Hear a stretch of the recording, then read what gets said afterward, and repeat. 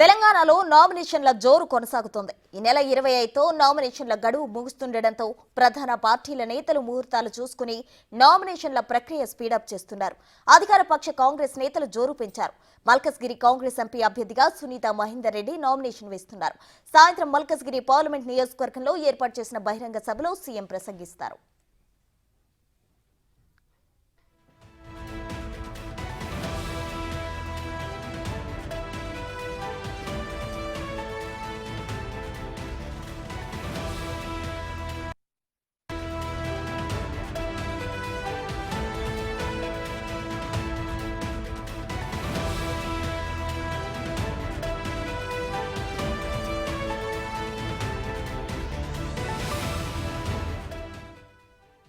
ఇదే అంశానికి సంబంధించి మరింత సమాచారం మా ప్రతినిధి వెంకట్ లైవ్ లో అందించడానికి సిద్ధంగా ఉన్నారు. వెంకట్, చెప్పండి, సునీత నామినేషన్ వేయనున్న నేపథ్యంలో అలాగే సీఎం రేవంత్ రెడ్డి ప్రసంగించబోతున్నారు. ప్రసంగానికి సంబంధించిన డీటెయిల్స్ ఏంటి? ఈ ప్రసంగం ఎలా ఉండబోతోంది? ప్రస్తుత మినీ ఇండియాగా పిలువబడే మల్కాజ్గిరి పైనే కాంగ్రెస్ పార్టీ ప్రత్యేకమైన దృష్టి పెట్టింది. ఎందుకంటే ఇక్కడ నుంచే ముఖ్యమంత్రి గత ఎన్నికల్లో ఎంపీగా ప్రాతినిధ్యం వహిస్తున్నారు. ఇప్పుడు ప్రత్యేకంగా ఈ మినీ ఇండియాగా పిలువబడుతున్న మల్కాజ్గిరి స్థానాన్ని ఎట్టి పరిస్థితుల్లో కాంగ్రెస్ జెండా ఎగిరేయాలనేది ప్రణాళికలు రచిస్తున్నారు. దానికి సంబంధించి ఇప్పటికే గ్రౌండ్ లెవెల్లో ప్రతి ఇంటికి కాంగ్రెస్ పార్టీ నేతలు, కాంగ్రెస్ పార్టీ శ్రేణులు, ఎంపీగా నిలబడినటువంటి పట్నం సునీత మహేందర్ రెడ్డి కూడా పూర్తి స్థాయిలో మల్కాజ్గిరిలోనే ఉండి ప్రతి ఇంటికి తిరుగుతున్నటువంటి సిచ్యువేషన్ ఉంది. అందులో భాగంగానే ఇవాళ సునీత మహేందర్ రెడ్డి కొద్దిసేపటి క్రితమే మేడ్చల్ జిల్లా కలెక్టర్ కార్యాలయానికి వెళ్ళారు. అక్కడ నామినేషన్ దాఖలు చేసేందుకు ఇంతకుముందే ఆమె లోనికి కలెక్టర్ కార్యాలయానికి వెళ్ళినటువంటి నేపథ్యం ఉంది. మరికొద్దిసేపట్లో ఆమె బయటికి రాబోతున్నారు.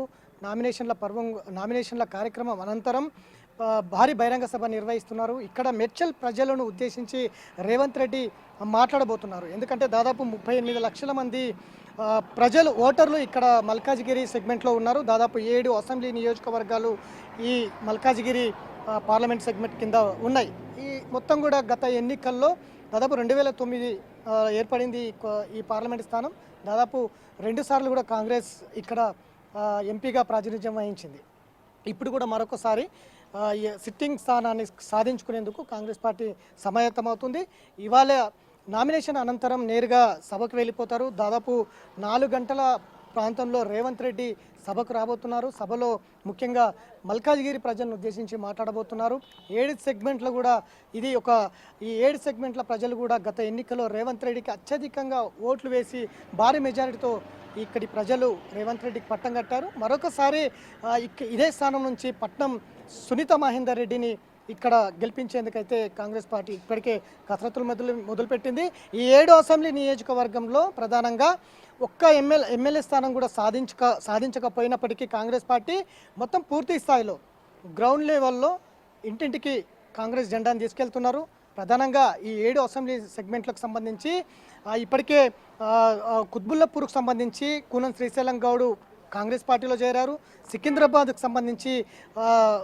సికింద్రాబాద్కు సంబంధించి కూడా ఇంతకుముందు బీజేపీలో ఉన్నటువంటి నేత కాంగ్రెస్ పార్టీలో చేరారు. అంతేకాదు అక్కడ లోకల్ కౌన్సిలర్లు కావచ్చు, కార్పొరేటర్లు కావచ్చు, వీళ్ళందరూ కూడా మొత్తం కూడా పూర్తి స్థాయిలో కాంగ్రెస్ పార్టీలో చేరుతున్నటువంటి నేపథ్యం కనిపిస్తుంది. అందుకే ఇక్కడ కాంగ్రెస్ పార్టీ మెల్లిమెల్లగా బలం పెంచుకుంటుంది. వచ్చే ఎన్నికల్లో మల్కాజ్గిరిలో విజయం సాధిస్తుందనేది అయితే ప్రగాఢంగా నేతలు చెప్తున్నటువంటి సిచ్యువేషన్ కనిపిస్తుంది. ఇక మరికొద్దిసేపట్లో బహిరంగ సభ మొదలవబోతుంది. మొత్తం కూడా ప్రజలు అధిక సంఖ్యలో ఇక్కడ తరలి వచ్చే అవకాశం కనిపిస్తూ ఉంది. అట్లనే గత 5 ఏళ్లలో రేవంత్ రెడ్డి చేసిన సంక్షేమం కావచ్చు, అభివృద్ధి కావచ్చు ఇప్పటికే ప్రజలకు తెలిసి ఉంది. ఇప్పుడు ఇక్కడ 3 ప్రధాన పార్టీలు పోటీ చేస్తున్నప్పటికీ ఇటు బీజేపీ, ఇటు బీఆర్ఎస్, ఇటు కాంగ్రెస్ 3 ప్రధాన పార్టీలు పోటీ చేపిస్తున్నప్పటికీ ప్రధానంగా బీజేపీ, బీఆర్ఎస్ 2 కూడా ఒప్పందం ప్రకారమే బీజేపీని గెలిపించేందుకు ఇక్కడ బీఆర్ఎస్ పనిచేస్తుంది అనేది కాంగ్రెస్ నేతలు గ్రౌండ్ లెవెల్లో ప్రజలకు తీసుకొస్తున్నటువంటి సిచ్యువేషన్. అందులో భాగంగానే బీఆర్ఎస్ ఇక్కడ ఒక డమ్మీ అభ్యర్థిని నిలబెట్టింది బీజేపీని గెలిపించేందుకు అనేది కాంగ్రెస్ పార్టీ నేతలు అయితే చెప్తున్నారు. ఇప్పుడు అది ప్రజల్లోకి విస్తృతంగా తీసుకెళ్లేందుకైతే కృషి చేస్తున్నారు. ఎందుకంటే ఇప్పటికే 6 గ్యారెంటీలు అమలవుతున్నాయి. కాంగ్రెస్ పార్టీ ఇచ్చినటువంటి సంక్షేమ పథకాలు ప్రజల్లోకి చేరుతున్నాయి. ఇక ఎన్నికలకు సంబంధించి ఉన్నాయి కాబట్టి కొంత ఆలస్యం జరిగినప్పటికీ ఎన్నికలు అయిన వెంటనే మిగతా ఏవైతే హామీలు ఇచ్చారో రైతులు కావచ్చు, రైతు సంక్షేమాన్ని కావచ్చు, ఇవన్నీ కూడా అమలు చేస్తామని ఇప్పటికే ప్రకటించి ఉన్నారు. కాబట్టి ఇవన్నీ కూడా ప్రజల్లోకి విస్తృతంగా తీసుకెళ్ళిపోతున్నారు.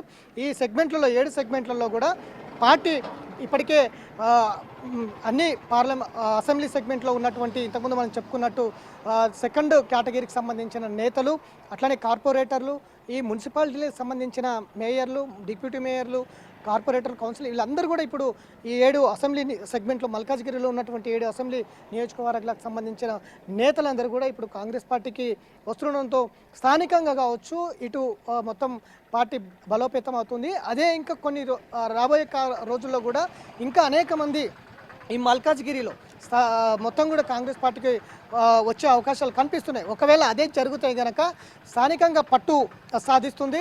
మల్కాజ్గిరిలో దాదాపు ఇప్పుడు మనం చెప్పుకున్నట్టు కుత్బుల్లాపూర్ శ్రీశైలం గౌడ్ కావచ్చు, సికింద్రాబాద్ శ్రీ గణేష్ లాంటి నేతలు ఇవాళ కాంగ్రెస్ పార్టీలోకి వచ్చారు. ఎందుకంటే సెకండ్ ప్లేస్లో కుత్బుల్లాపూర్ సెకండ్ ప్లేస్లో బీజేపీ గతంలో వచ్చింది.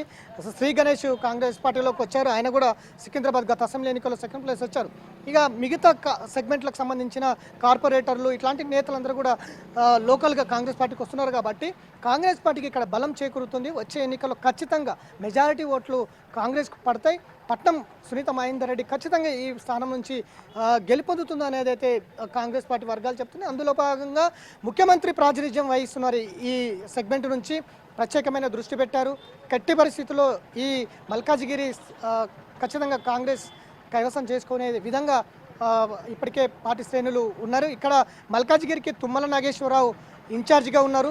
అట్లనే మైనంపల్లి హనుమంతరావు కూడా ఈ నియోజకవర్గానికి సంబంధించి కాబట్టి గత అసెంబ్లీ ఎన్నికల్లో మైనంపల్లి హనుమంతరావు ఇక్కడ ఎమ్మెల్యేగా ఉన్నారు. మొన్న అత్యల్ప ఓట్లతో ఓడిపోయినప్పటికీ మైనంపల్లి హనుమంతరావు కూడా మల్కాజ్గిరిలో విస్తృతంగా ప్రచారం కొనసాగిస్తున్నారు. ఎట్టి పరిస్థితుల్లో పట్నం సునీత మహేందర్ రెడ్డి ఇక్కడ విజయం గెలిపించుకుంటాం, ఖచ్చితంగా కాంగ్రెస్ జెండా ఎగరవేస్తామంటూ కూడా ఆయన కూడా ధీమా వ్యక్తం చేస్తున్నటువంటి నేపథ్యం ఉంది. కాబట్టి ఇట్లా వచ్చిన ప్రతి అంశాన్ని కాంగ్రెస్ పార్టీ అందిపుచ్చుకుంటుంది, పక్క ప్రణాళికలతో ముందుకు వెళ్తుంది. ఎందుకంటే ఇప్పటికీ కుత్బుల్లాపూర్, సికింద్రాబాదు, మేడ్చల్, ఇటు కూకట్పల్లి లాంటి అసెంబ్లీ నియోజకవర్గాల్లో పార్టీ బలం పెంచుకుంటుంది. వచ్చే ఎన్నికల్లో ఖచ్చితంగా మెజారిటీ ఓట్లు ఇక్కడ సాధించేందుకు మరొకసారి ఇప్పటికే 3 ఎన్నికలలో అంటే మల్కాజ్గిరి 2009లో ఏర్పడిన తర్వాత జరిగిన 3 ఎన్నికలలో కాంగ్రెస్ పార్టీ 2 సార్లు గెలిచింది. మళ్ళీ మరొకసారి ఇక్కడ జెండా ఎగరేసేందుకైతే కాంగ్రెస్ పార్టీ పక్క ప్రణాళికలు చేసుకుంటుంది. మరికొద్దిసేపట్లో పట్నం సునీత మహేందర్ రెడ్డి నామినేషన్ కార్యక్రమం ముగుస్తుంది. నేరుగా సభకు వెళ్తారు. సభలో రేవంత్ రెడ్డి 4 గంటలకు సభా వేదికకు వస్తారు. అట్లనే సభకు ఇప్పటికే పార్టీ శ్రేణులు కావచ్చు, ప్రజలు కావచ్చు తరలి వస్తున్నారు. మరికొద్ది సేపట్లో సునీత మహేందర్ రెడ్డి నేరుగా సభకు వెళ్తారు. 4 గంటలకు రేవంత్ రెడ్డి మల్కాజ్గిరి ప్రజలను ఉద్దేశించి మాట్లాడతారని చెప్పుకోవచ్చు. ప్రస్తుతం రైట్ వెంకట్, థ్యాంక్ యూ.